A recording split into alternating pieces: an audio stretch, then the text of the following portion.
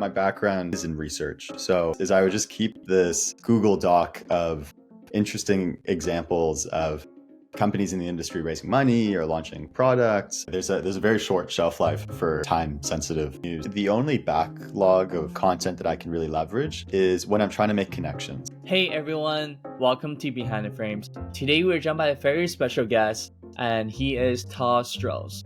He's the author and the founder of the Canadian FinTech Newsletter, a newsletter that covers events, trends, and insights that are happening across the Canadian financial technology landscape. The Canadian FinTech Newsletter I view as a community more so than a publication. One way that I think I can add a huge amount of value is by actually providing that investment. And in this episode, we talked about Tal's background in policy and products before he started writing about financial technology in the newsletter. And we also talked about how to create an engaging and informative newsletter in a bit-sized news format. And we also talked about his vision of creating an ecosystem of financial technology companies in Canada by expanding beyond the newsletter format. And welcome to my conversation with Tal.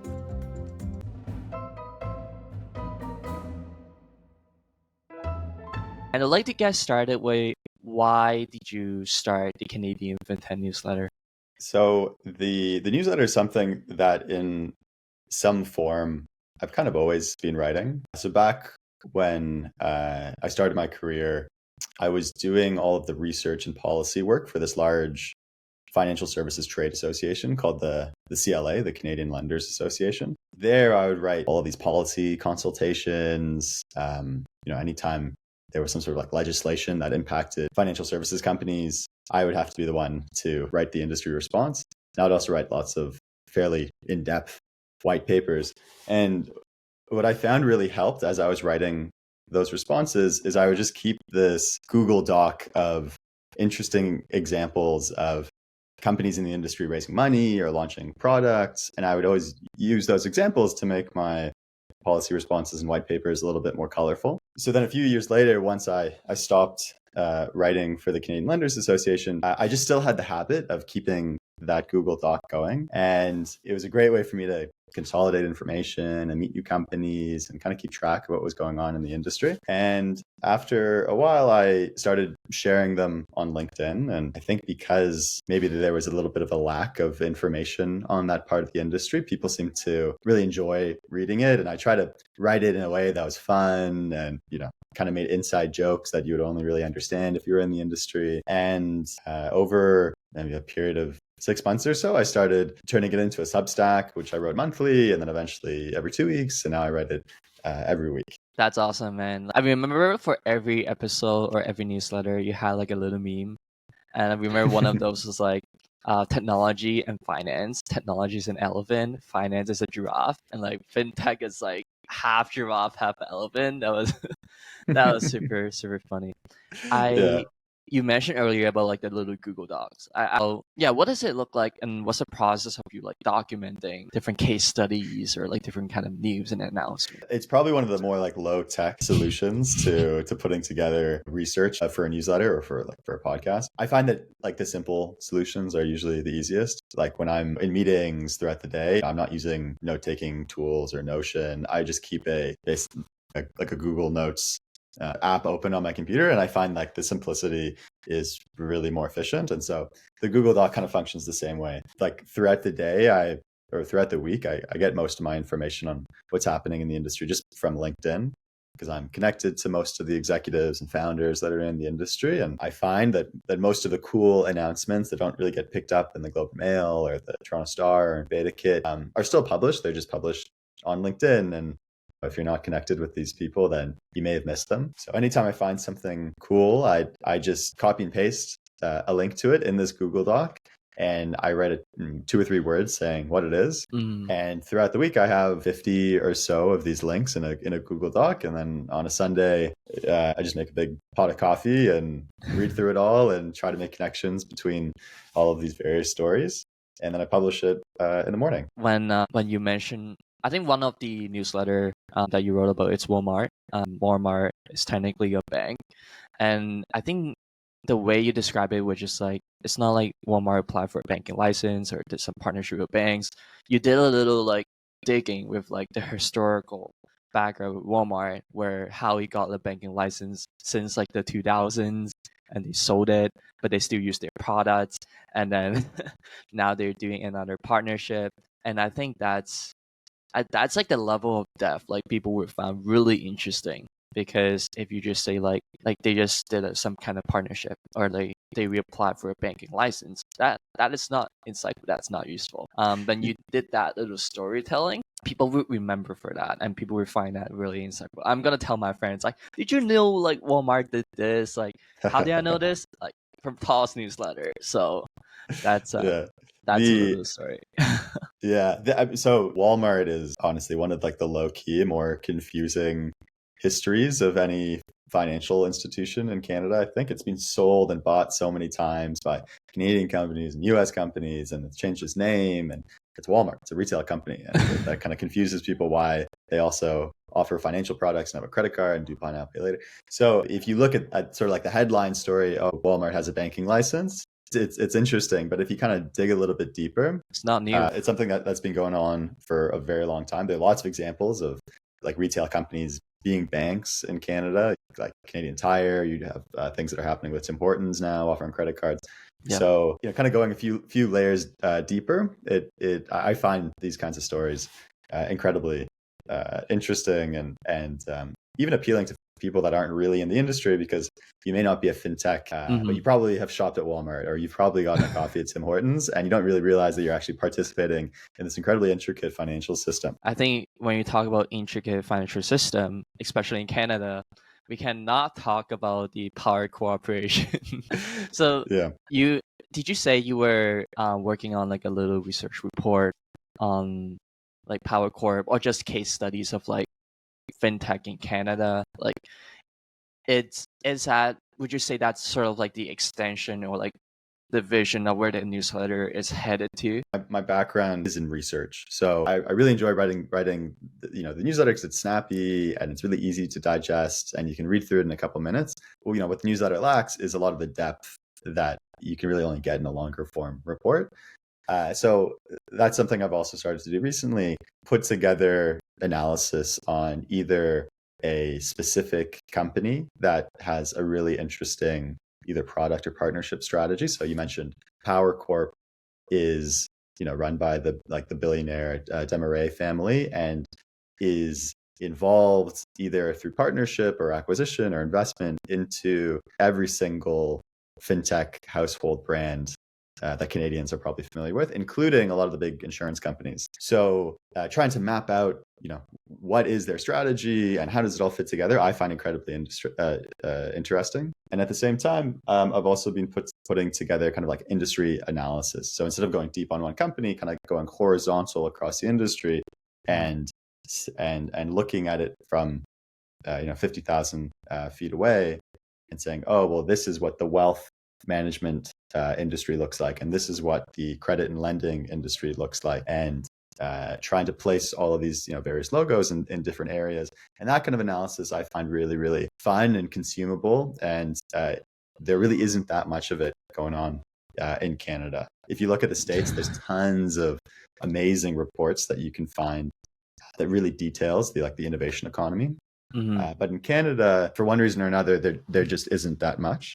And so I think to an extent that's a big advantage, for me, because it's an opportunity to go and kind of provide that in an arena where there isn't really much going on. That's cool. Like, cause correct me if I'm wrong. Like, I think the fintech space is really interesting because a lot of the technology is very universal. Whether if it's like earned wage assets, whether if it's embedded finance, whether if it's like all kinds of like different APIs and inefficient banking and things like that. But when it comes to like execution, when it comes to licenses, it's very regional. So like if I'm a Canadian fintech exec, like there's so much that I can read about the US finance and fintech space, but it's not that applicable because the landscape is different region by region. Would you say that's true? 100%. Yeah. And I think it's particularly true with consumer facing businesses. If you look at big companies in the fintech space in Canada, it's very easy to point to one or two or three US fintech companies that in most cases those companies are based off of. Like you have Wealthsimple is a huge discount brokerage in Canada, following a very similar playbook to companies in the States like Chime. So from like a product perspective, huge amounts of similarities, but from like you say, an implementation and execution perspective, very, very different businesses because Canada is regulated in a completely different way to other markets like the US.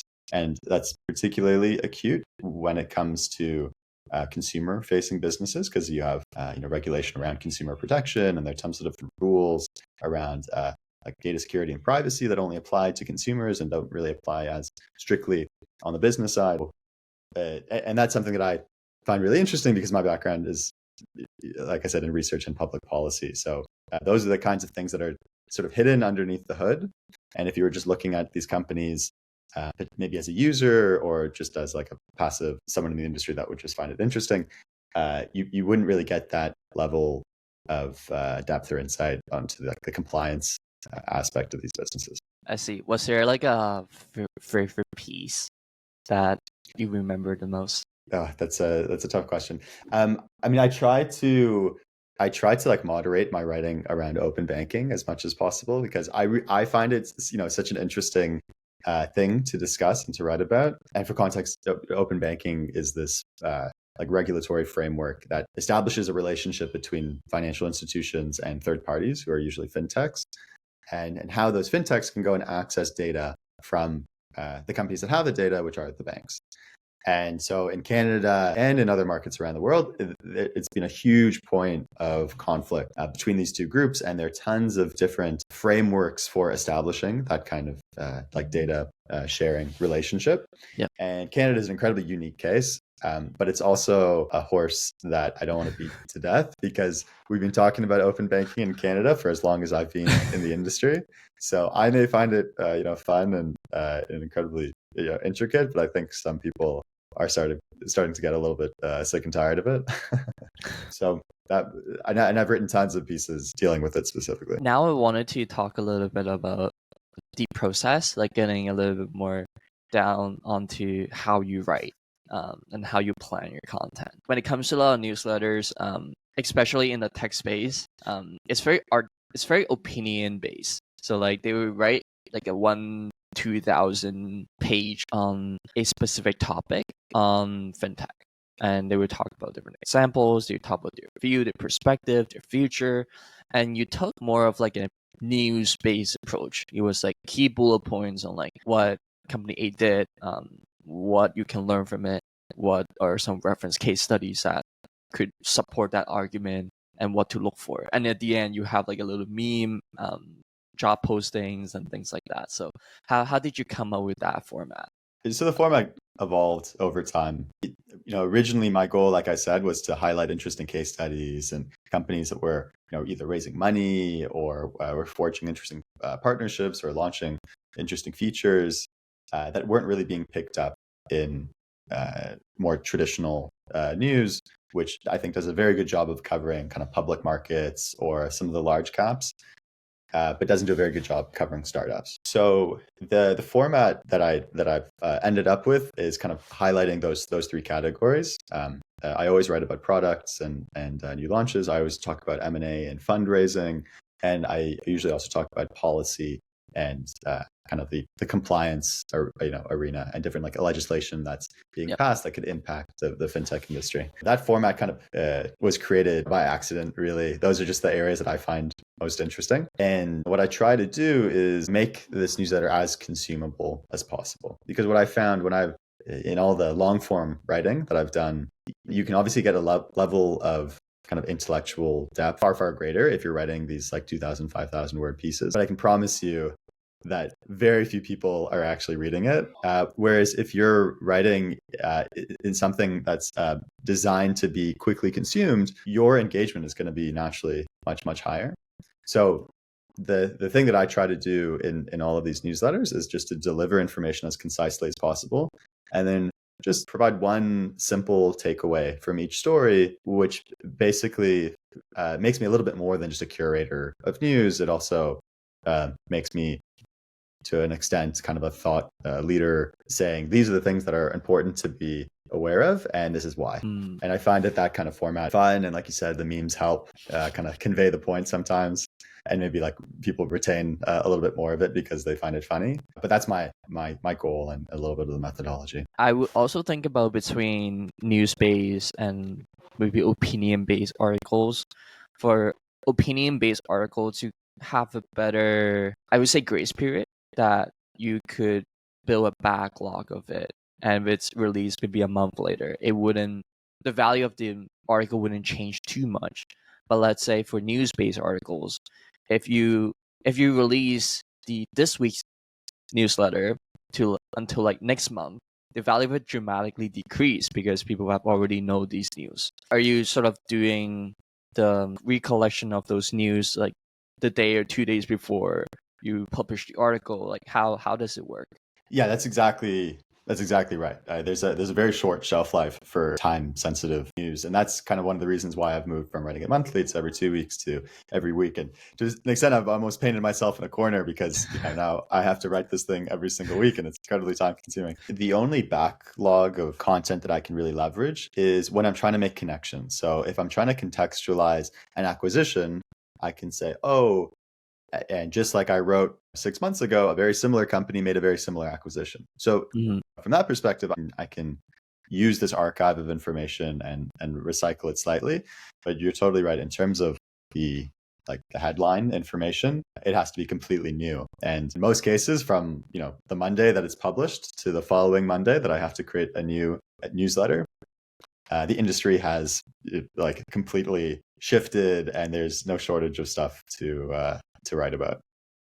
Wow, that must be really tough because it's almost like every week you're starting from zero. You're starting from fresh. Yeah, it's to a certain extent, it's tough, but I think it also forces you to consume industry information voraciously and continually.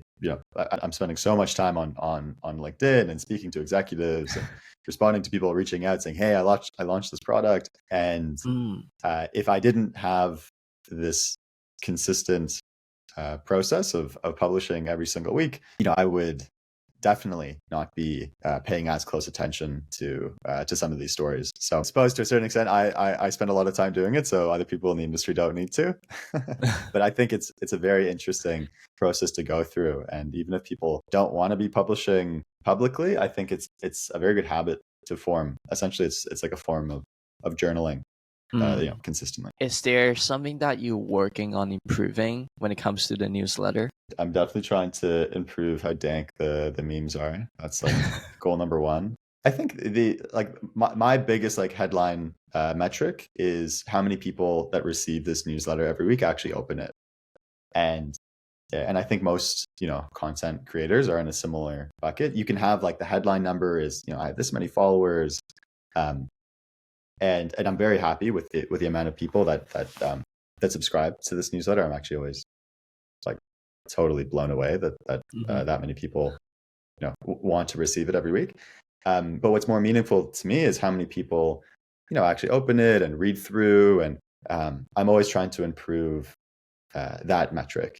And what I find is the more people that I actually end up having a direct relationship with, and for example, that could be I've sent out an email to thousands of people, and 100 people respond with either questions or, oh, have you heard of this company? Or, hey, let's meet for a coffee. I respond to every single one of those people, and usually jump on a call with most of them. And to me, that's a huge form of engagement. And I think if I can continue to do that as this newsletter audience grows, the result will be this really active and pool of talented people in the industry, and there's so much interesting synergy that can come from that, potentially making investments in different companies, potentially helping companies recruit and find talent, hosting events and things of that nature. So I really do view this platform as a community first, and the first product is interesting content. And when it comes to, I think you mentioned about the amount of people who open it, and mathematically speaking, it's just the top line number of subscribers multiplied by the percentage of open rates, right? How do you go about marketing and growing the newsletter? Like, I know you mentioned a lot about LinkedIn, because that's where the audiences are at, and that's where you are learning these news and curating these news. So yeah, maybe tell me a little bit more about where are you at? Like, what kind of platforms are you on? Sure. So I use Substack to write and publish my newsletter.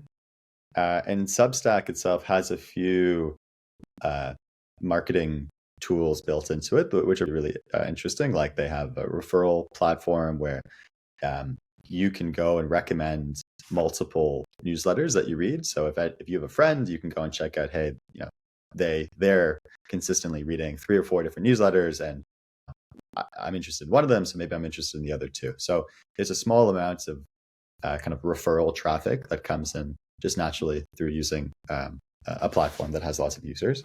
But the number one distribution channel, and it's number one by like 95%, is LinkedIn. So every time I publish the newsletter on Monday, I share on LinkedIn, hey, here's a new update on the industry, check it out. And then throughout the rest of the week, I'll just share a few snippets from the newsletter that I think are topical.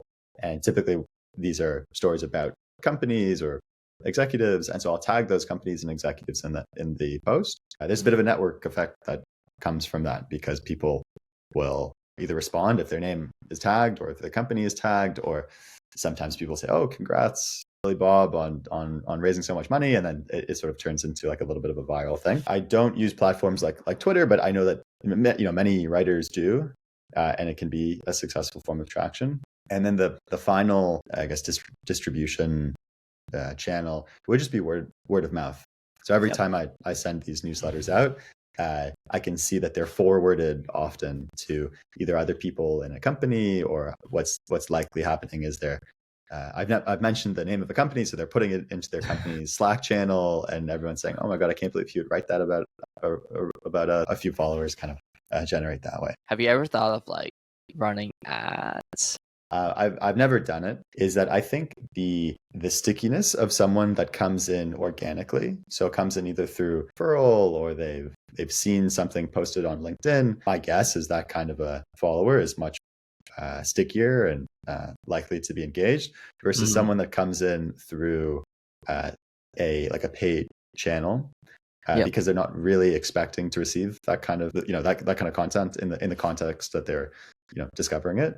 However, I'd love to be proven wrong. So my goal for 2024 is to explore other types of channels. And I think we've kind of gotten to a certain size where it does justify that kind of investment, but it's not really my background. So I have to find people that are smarter than me to help. I wanted to switch gears a little bit and just talk about your personal story that led up to where you're at today.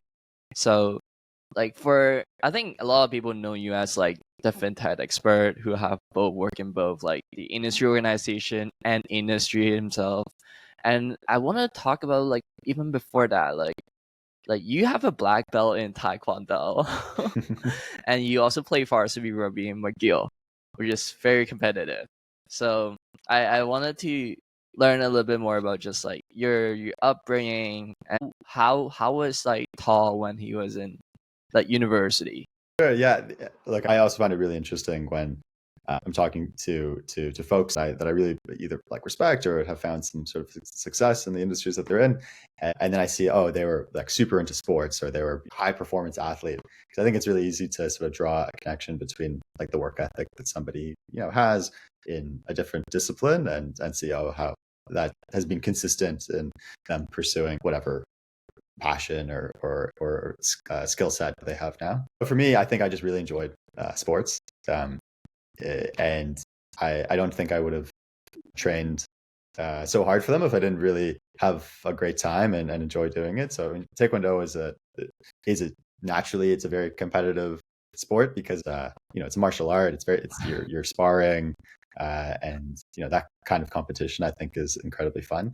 Now that everyone is obsessed with jiu-jitsu because of Mark Zuckerberg. Maybe I should spend more time in the dojo again. And then rugby is amazing because it's like such a true team sport to play. Yeah, like I love playing lots of other, like I played a lot of like football and soccer and volleyball. And those are obviously amazing team sports as well. But rugby, you have to have a huge amount of faith and trust in your teammates. And so I played rugby while I was at McGill, and of all the buddies that I made through college, the rugby team is to me still the most impressive network of people. And we actually just all met up in France a few weeks ago to watch the Rugby World Cup in Marseille. And so I hadn't seen some of those guys in almost 10 years, and so it was amazing to see where they're all at right now. Wow, that's crazy. Because whenever I think of like people who go to McGill, this is complete off the track, but a lot of them just have gone outside of Canada to do like super amazing stuff. And I'm glad you had the chance to just have this little reunion with all the rugby team members. And I want to talk about what is Thinkwire. So Thinkwire was one of the many entrepreneurial projects that I launched while I was a student at McGill. So I did tons of pitch competitions. Some were at the through McGill's entrepreneurship center, and then some I kind of continued after I graduated. So Thinkwire was a project in like the digital, like one of these like international pitch competitions for. And part of the award was a contract to implement the technology with the sponsor of the competition. It was an amazing experience because they flew me to Portugal, and they're with a few other people that were participating in this pitch competition, and pitched in front of the jury panel, and I was very surprised to win at the end. And obviously, it coming with a contract was an amazing business and technology experience that is very difficult to come by as a student. Yeah, so I mean, it's something that I'm really happy that I did, and the guys that I worked with building that project, I think, would also say the same thing. Is that also around the same time when you decided that you want to work in the fintech space? Yeah, well, I mean, it's funny because now fintech is such a entrenched industry category, and when you say fintech, everybody knows what it means. But I graduated in 2016. And at the time, fintech wasn't really a word that you could use so casually and people would really understand. It sounded like crypto at the very beginning, like 2020, something like that. It's like no Totally, one really yeah. understands. This sounds kind of vague, sounds kind of cool, but like I don't really understand. I don't want to bother to understand that kind of environment. Is that something like that? Yeah, 100%. I think now there's a huge amount of credibility in the fintech industry, and some of the smartest like young people coming out of college are saying, hey, like I want to be in this industry because there's so much opportunity, so many successful businesses are being built. But in 2016, the companies that would qualify as a fintech were very much like the 1.0 fintechs. So, like for example. Yeah, I mean, it's interesting. I guess this is you have to contextualize this in like how old that I'm 30, so like I have to I don't think I can go as far back as like Visa and MasterCard, but they really are the OG fintechs for sure. Companies like even like Capital One is probably like one of the best examples of like an early stage fintech that's still extremely successful today. But when I was coming out of school, the fintechs that were really, really hot were companies like On Deck, which provided small business loans, and you didn't have to go into a branch. You could just apply online. They would underwrite you using alternative data, which was kind of this new thing, sort of starting to disrupt the credit score. Those companies were raising a ton of money. They were growing incredibly quickly, and they were really like the first ones to start doing that successfully. So the Canadian Lenders Association, which is the trade group that I joined and started publishing research for, that organization represented all of the fintech lenders. So companies like On Deck, but also on the consumer side, also on the auto finance side, that would essentially extend credit to a borrower, whether that's business or a person, and do it totally online and have incredibly sophisticated underwriting models and really interesting ways of identifying and preventing fraud. And providing this whole service without you needing to go into a physical location and sign some paper.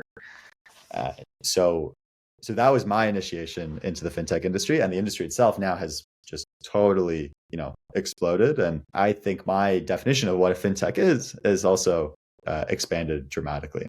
Like, I don't think it's, I have a very generous definition of what fintech is. And it can be, on the one side, just like a true software business that services a financial services client, like maybe you're selling into a bank. Yep. Or it could be, on the other end, something that's much more financy and less tech, which is something more similar to these fintech lenders that are actually manufacturing and selling a financial product, like a loan or an insurance tool, or maybe some sort of investment vehicle. And then it's just kind of wrapped in technology. So on the one side, you have fintech that is more like fin, and then on the other side, you have fintech that is more like tech. Wanted to talk about the most exciting part of this conversation, which is the next stage of the Canadian FinTech Newsletter. So can you tell me more about the little project that you've been working on behind the scenes? Yeah, so like I said, the Canadian FinTech Newsletter I view as a community more so than a publication. And by writing about all of these fascinating, very early stage startups, and meeting some of the founders that are trying to raise capital to build these companies, I encountered so many interesting investment opportunities. One way that I think I can add a huge amount of value to this community that I built through the newsletter is by actually providing that investment. So over the last few months, we've launched an investment fund to write very early stage checks into Canadian fintech companies. The fund is called Wicked Ventures, and it's a $5 million vehicle. And the majority of our investors are folks that are also in the industry. So those are executives at fintech companies, executives at banks, founders of fintech companies, many of which have gone on to sell or go public. And my goal here is to really leverage both their capital, but also more so their expertise to help build the next generation of Canadian fintech. That's awesome, man. And when it comes to, just for founders who might be turning into this podcast, what is sort of the investment style in terms of like, are you writing like multiple smaller size checks, or are you looking to lead a few rounds? So since we are a smaller fund, we're writing smaller checks, but because we're writing them at such an early stage, they still are meaningful, and they range from, on the low end, 50K to the high end, 250K.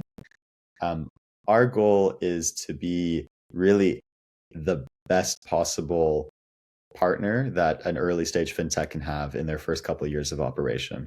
And like I said, money is a big part of that. Obviously, you need to have the runway to go and execute on your vision.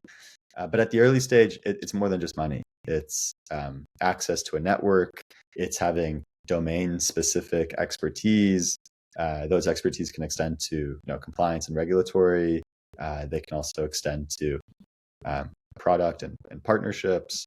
But more so at an early stage, you just need a lot of support and hand-holding, and a lot of doors need to open for you. And it really helps when those doors can be opened by one of your investors. So we aim to be that investor that's providing the most amount of value to a fintech company in its first 2 years of operation. That's awesome. That's awesome. And when you go about raising the $5 million fund, your debut fund, how was the process like talking to GPs, like raising capital from those people who are trusting you and put their company into your fund, put their capital into your fund? It's a very difficult process. Obviously, you have to prove to people that you're a safe steward of their their post tax dollars, and it's a huge level of responsibility to be managing someone else's money. So that from kind of is probably the first thing to sort of establish. I think I have a slight advantage because I'm already a little bit known within the industry, and many of these folks that I'm working with on this fund are people that I've known for a fairly long time, because either I've been writing about their companies, I see them at events where we've become, very, very close. And the my goal here, like I said, is really to provide them with the best quality of deal flow in the country, and create an incredibly successful fund based on both capital and the expertise that we have.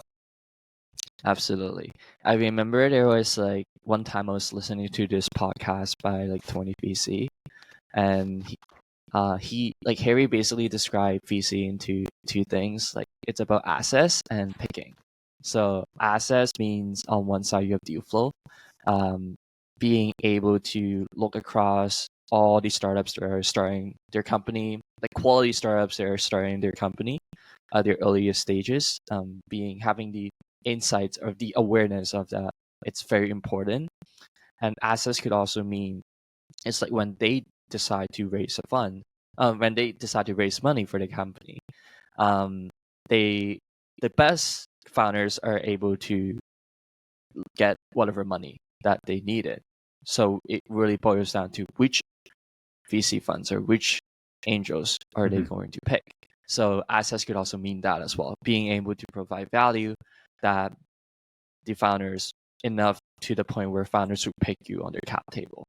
And picking, it's the latter, which is the discipline of like choosing the right company with the right thesis, not go out of your way and invest in things that are outside of your expertise.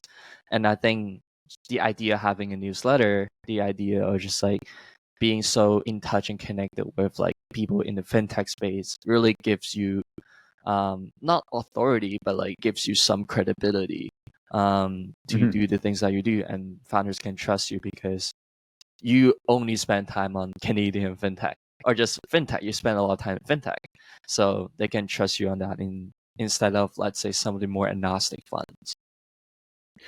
Totally. I truly think that the future of VC is going to be very niche and industry specific. I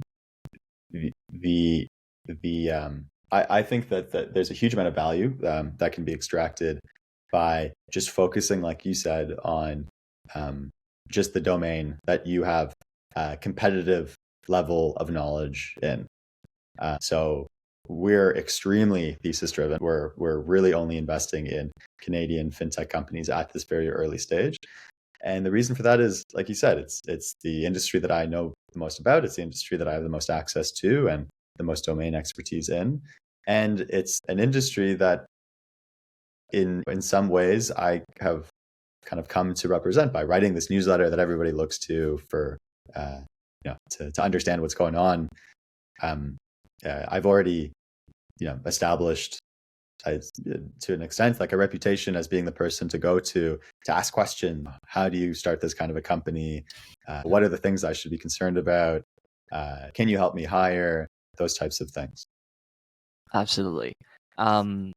So I think in the future, let's say if you're running this fund in the very foreseeable future, and also continue to work on the newsletter, putting out more in-depth reports, and just having these reiterative improvement on the weekly releases, have you thought of bringing anyone in-house? Yeah, well, I think as companies grow, whether it's a fintech or whether it's a fund that's investing in fintech, you're only as good as the team that you have. So at this stage, we're small and starting, but we have plans of becoming a very big investment platform, and I have goals of being a very successful fund manager in the Canadian market. So as we start hitting those milestones, yeah, we'll definitely be hiring and bring more people on. Sounds good. If anyone's looking to work with Tal, highly recommend it. He's a great person to learn with. So one last question, not fun related. I think in, let's say, the future, how do you want to be known for? So I've said this a few times, but I do really view myself as a community builder. And the newsletter is a great product that can be delivered to a community. But the real value that I think that I'm creating is establishing this community of like-minded and intelligent and energetic people within what I think is the most exciting industry in the country. And so that's how I would like to be viewed. And as the fund and the newsletter both grow in size and in audience and in portfolio, I would like to be known primarily as a community builder for the industry. Awesome. Yeah, thank you so much, Tal, for coming on to the podcast. It has been a pleasure just recording this episode with you. Thanks so much, Alex. Thanks for having me.